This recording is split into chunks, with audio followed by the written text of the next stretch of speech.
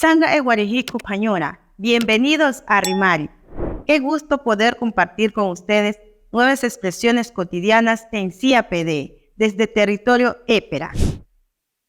Conozcamos a Caripati. Caripati.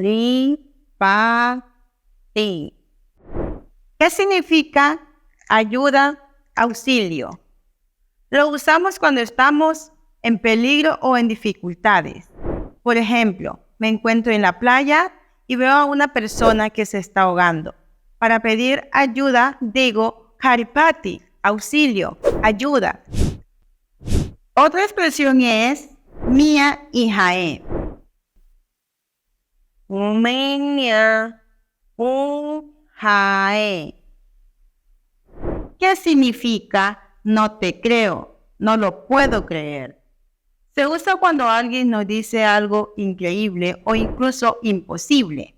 Por ejemplo, mi hermana me dice que está embarazada de trillizos y yo le digo, mia ihae, no te creo, no lo puedo creer.